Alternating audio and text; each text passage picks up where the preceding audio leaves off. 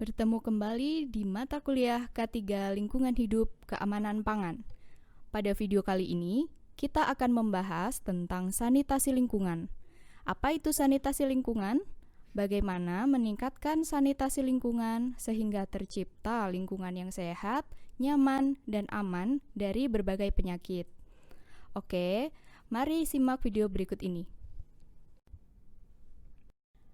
Topik pembahasan kali ini, kita akan mempelajari tentang pengertian sanitasi lingkungan, cara meningkatkan sanitasi lingkungan, hubungannya sanitasi lingkungan dengan kesehatan, menciptakan sanitasi lingkungan yang baik, serta bagaimana upaya pencegahan dan penanggulangan penyebab penyakit endemik.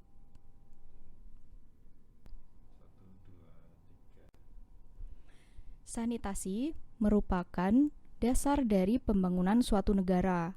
Namun, data UNICEF tahun 2019 menyebutkan bahwa Indonesia adalah penyumbang terbesar dalam hal BAB sembarangan.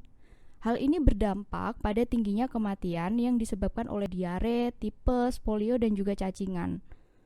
Pertumbuhan penduduk Indonesia yang semakin banyak tidak sejalan dengan pertumbuhan sanitasi lingkungan di tingkat rumah tangga yang layak pula, sehingga kurangnya kesadaran akan pentingnya sanitasi lingkungan masih menjadi suatu permasalahan. Apa itu sanitasi lingkungan? Sanitasi lingkungan adalah kegiatan yang bertujuan untuk meningkatkan dan mempertahankan kondisi lingkungan yang sehat dan nyaman. Nah, kondisi lingkungan diawali dari diri sendiri yang akan berakhir pada keadaan lingkungan yang sehat dan nyaman, baik pada saat kita berada di rumah ataupun di tempat kerja. Menurut Noto Atmojo, sanitasi lingkungan merupakan status kesehatan suatu lingkungan yang mencakup perumahan, pembuangan kotoran, penyediaan air bersih, dan sebagainya.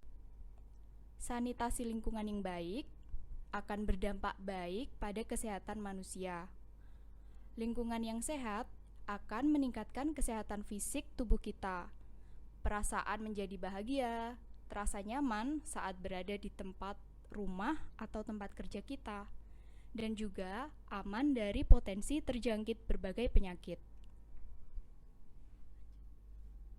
Merencanakan sebuah rumah tempat tinggal ataupun sebuah tempat kerja perlu memperhatikan faktor lingkungan.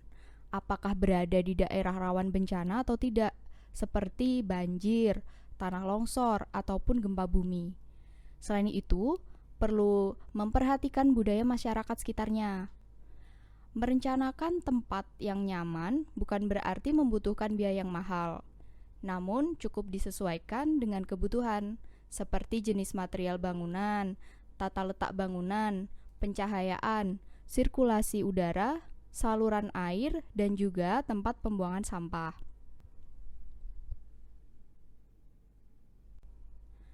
Ada beberapa aspek yang perlu diperhatikan untuk memilih jenis lantai.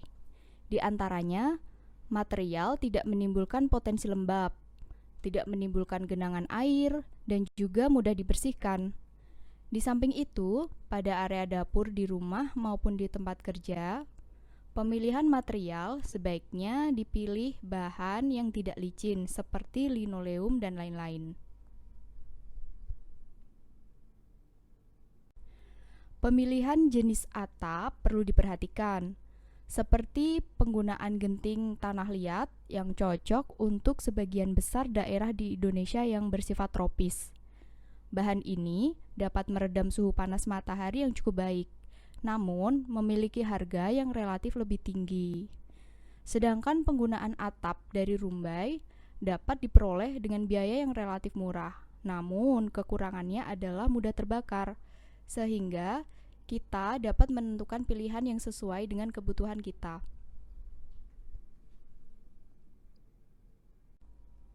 Ventilasi. Rumah atau tempat kerja yang sehat harus memungkinkan pertukaran udara dari luar ruangan. Oleh sebab itu, rumah atau tempat kerja perlu dilengkapi dengan ventilasi yang cukup. Ada dua macam ventilasi, yang alami dan yang buatan. Ventilasi alami dibuat dengan memanfaatkan desain bangunan, sehingga terdapat sirkulasi udara yang cukup tanpa membuat ventilasi secara khusus. Sedangkan pada jenis ventilasi buatan, biasanya berupa alat khusus yang berfungsi untuk mengalirkan udara, seperti kipas angin ataupun mesin penghisap udara. Cahaya. Rumah atau tempat kerja yang baik perlu merancang sistem pencahayaan dengan jumlah yang cukup. Artinya, tidak terlalu banyak cahaya yang masuk dan juga tidak terlalu sedikit. Pencahayaan juga dibedakan dalam dua jenis, yaitu pencahayaan alami dan buatan. Pencahayaan alami diperoleh dengan memanfaatkan cahaya matahari langsung. Nah, sedangkan pencahayaan buatan berasal dari lampu, lilin, dan lain-lain. Pencahayaan ruangan perlu diperhatikan untuk menjaga kesehatan mata. Fasilitas lain dalam rumah. Sebuah rumah atau tempat kerja harus memiliki fasilitas-fasilitas yang dapat mendukung kebutuhan aktivitas penghuninya. Rumah atau tempat kerja yang baik memiliki sumber air bersih yang cukup, toilet yang bersih dan layak, sistem pembuangan dan saluran air yang baik, tempat sampah yang tersedia, bersih dan terpisah sesuai jenis sampahnya, serta fasilitas lain seperti fasilitas dapur yang memadai. Sanitasi lingkungan sangat berhubungan dengan kesehatan manusia. Kondisi lingkungan yang bersih dan sehat akan menghadirkan lingkungan yang nyaman bagi penghuninya. Sekian topik pembahasan kita di video kali ini. Semoga dapat bermanfaat bagi kita semua. Terima kasih.